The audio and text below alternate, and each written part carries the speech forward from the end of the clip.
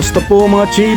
At sa ngayon medyo humupa na yung yung ulan dito sa amin at yun nga, hindi ko alam kung ano na ang update sa Baguio. Pero itong balita o itong update nating babahagi ay mula ito sa isang dating spokesperson ni dating Pangulong Duterte na walang iba kundi si Harry Roque, na nagbigay update din sa kanyang social media account at yun ang ating ibabahagi sa inyo. Kaugnay ito sa impeachment trial na ginagawa at yun nga, nagbigay siya ng kanyang pahayag tungkol sa witness na si NBI agent Kalilong na ayon sa kanya ay iginiit ni dating presidential spokesperson Harry Roque na hindi kwalipikado bilang expert witness si NBI Senior Agent John Mark Kalilong na nag-authenticate sa video ni Vice President Sara Duterte, ang video kung saan umano ay nagbanta ang Vice Presidente kay Pangulong Bongbong Marcos at kay Lisa Marcos at maging kay House Speaker dating Speaker Martin Romualdez. At ginamit bilang ebidensya ito para sa Article 4 ng impeachment complaint laban sa kanya. Ito yung nakasaad dito. At ayon nga dito kay Attorney Harry Roque, siya at hindi si Kalilong ang dapat mag-authenticate sa video dahil siya ang broadcaster nito. So yun ang paliwanag dito ni Harry Roque. So who can authenticate the video? Me, since I broadcasted the video. Any of the 42 participants including BP Sara and Attorney Zuleika and FB declaring si Kalilong. So yun ang paliwanag dito ni Harry Roque.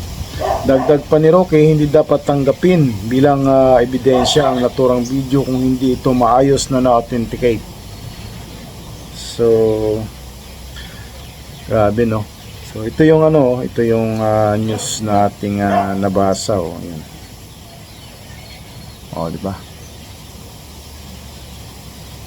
Sa post niya ito ng kanyang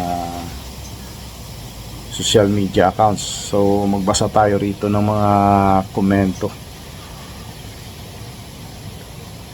The fact that defense team also used the NBI agent's video file to show context is already an admission on their part of its authenticity.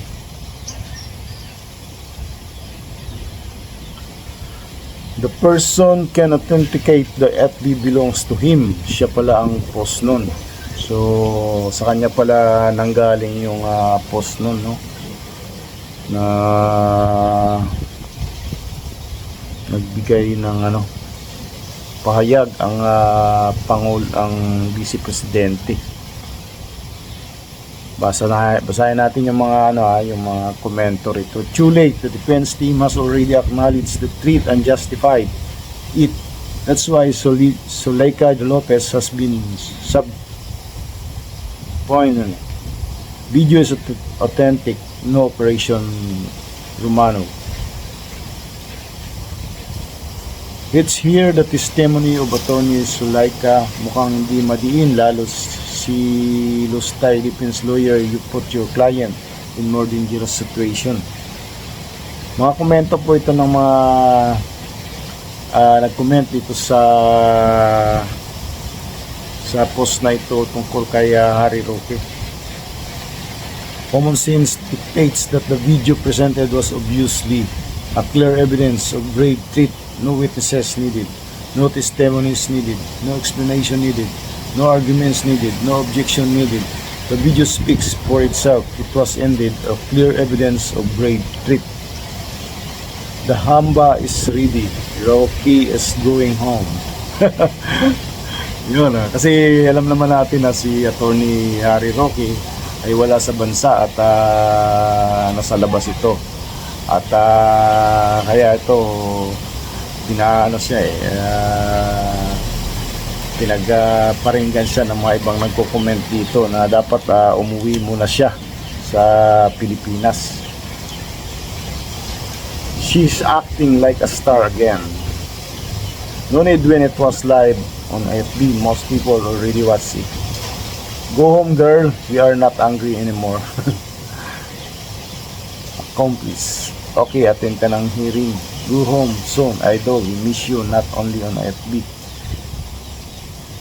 Ito mga komento ito ng mga netizen. Hindi ko na binabanggit yung mga pangalan nila dahil siyempre hindi atin itong na to, itong post na ito, at ito yung nakikibahagi lamang tayo dito sa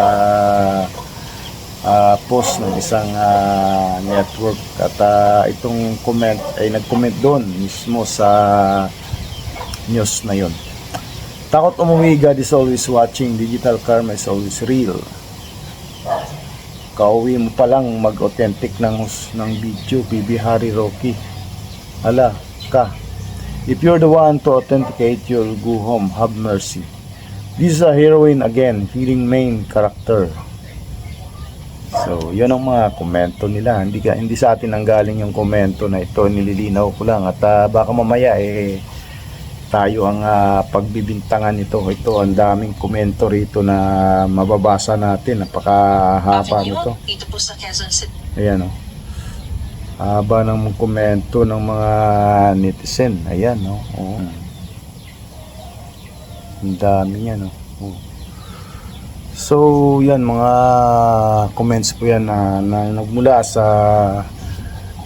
dito sa mismong social media, na walang iba kundi ay tungkol nga sa impeachment trial na nangyayari, na kung saan nga ay itong witness na iniharap ng prosecution o prosecutor ay mula sa isang NBI agent na nagkandak ng investigation o nag-verify ng video na yun na inilabas sa social media kung talagang authentic.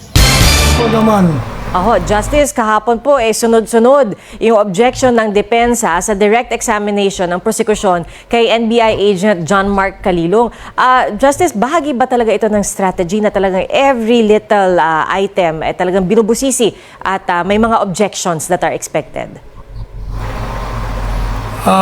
Alin po, hindi kita maintindihan.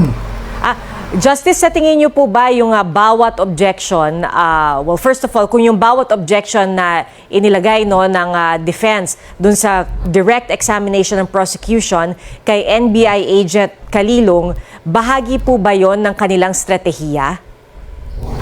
Bahagi ng defense yung strategy? objection. Yes po. What's wrong with the objection?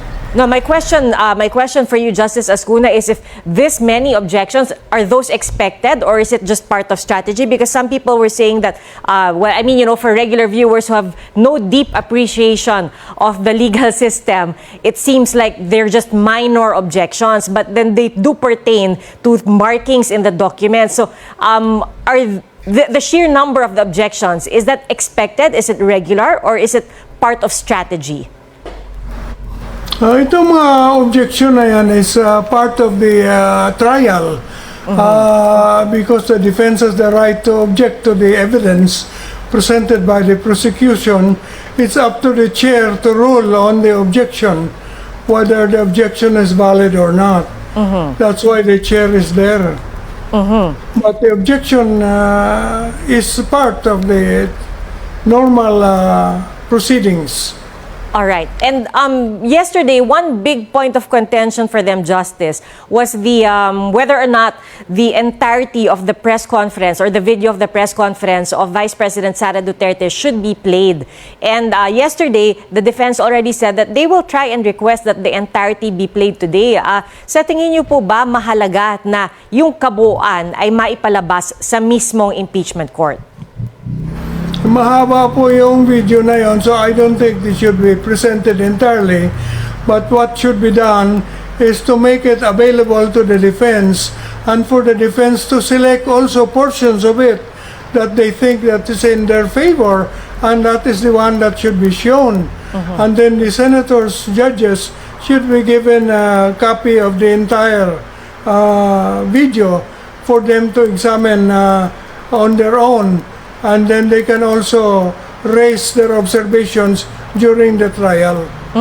So, Justice, pwede naman po na isang bahagi lang ang ipapalabas or ipapakita sa impeachment court, pero pwedeng balikan ng mga senator judges yung kabuuan ng video basta ito ay ma-admit sa mismong korte.